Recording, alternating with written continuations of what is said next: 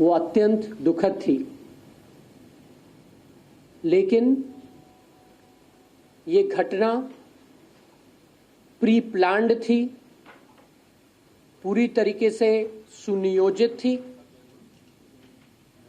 और ममता बनर्जी ने 8 अप्रैल को वहां पे जो भाषण किया, उसके बाद उस इलाके में तनाव पैदा हुआ और वोटिंग वाले दिन वहां पर एक बहुत बड़े गिरोह ने, जो लोग वहां वोट करने आए थे, उन पर हमला किया। गौरतलब बात यह है कि शीतलकुची एक मिली-जुली आबादी का इलाका है, जहां पे हिंदू और मुसलमान दोनों रहते हैं। मुख्य रूप से दलित समुदाय के लोग वहां रहते हैं। पिछले कई चुनावों में ऐसा देखा गया कि वहां पर भारतीय जनता पार्टी को बहुत बड़ी संख्या में समर्थन मिला। इसलिए इस बार ऐसा न हो सके और ममता बनर्जी के आह्वान पे उनकी पार्टी से जुड़े हुए लोगों ने, उनके कार्यकर्ताओं ने आनंद बर्मन, जो राजवंशी समाज का एक दलित युवा था और वोट करने के लिए लाइन में खड़ा था, और क्योंकि उसका परिवार, उनका बड़ा भाई भारतीय जनता पार्टी का कार्यकर्ता था, इसलिए उस पर हमला किया गया और उसको मार दिया गया। ये एक प्रयास था तृणमूल के कार्यकर्ताओं द्वारा उनकी नेत्री के आह्वान को पूरा करने का और उस इलाके में बहुसंख्यक समाज वोट ना कर सके, इसलिए भय का माहौल पैदा करने की कोशिश करी गई।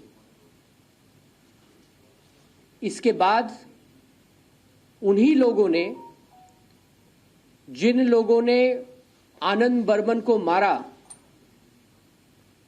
उन्हीं लोगों ने सेंट्रल पैरामिलिट्री फोर्सेस के जो सैनिक वहां तैनात थे, उन पर और बूथ नंबर 126 126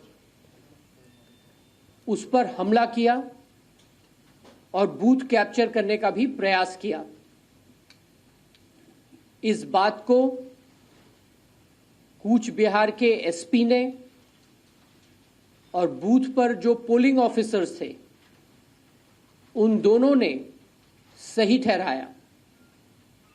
यहां तक कि बूथ पर हमला होने के बाद वहां जो रिटर्निंग ऑफिसर्स थे, उनके साथ मारपीट करी गई, कईयों को चोट भी आई। उन रिटर्निंग ऑफिसर्स ने बाद में मीडिया से बात करते हुए इस बात को दोहराया कि किस प्रकार एक समुदाय विशेष के लोगों ने वहां पर आकर बूथ पर हमला किया और बूथ को कैप्चर करने की कोशिश करी।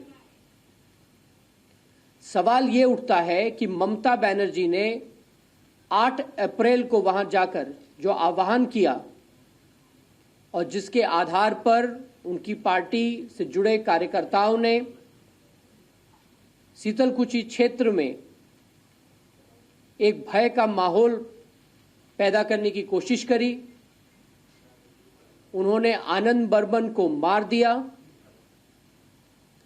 इतना सब हो जाने के बावजूद जब ममता बनर्जी वहां गईं, तो उनके मुंह से आनंद बर्मन के लिए संवेदना का एक शब्द नहीं निकला। उनके लिए सेंट्रल पैरामिलिट्री फोर्सेस के लिए भी, जिन्होंने इस चुनाव को फ्री और फेयर बनाने के लिए एक भूमिका निभाई है, उन पे हुए हमले की निंदा भी नहीं करी और उन लोगों के घर गई और उन लोगों के साथ खड़ी दिखाई दी जिन्होंने शीतलकुची में इस भय के माहौल को जन्म दिया। कहीं न कहीं ममता बनर्जी ने शीतलकुची में इस प्रकार का तनावपूर्ण माहौल पैदा हो, उसके लिए अपने कार्यकर्ताओं को उकसाया और बाद में उनका समर्थन करने शीतलकुची भी गई। ये बहुत ही दुर्भाग्यपूर्ण है कि एक प्रदेश में एक घटना में 5 लोगों की मृत्यु होती है और वहां की मुख्यमंत्री मरने वालों के लिए संवेदना उनका धर्म देखकर जताती है।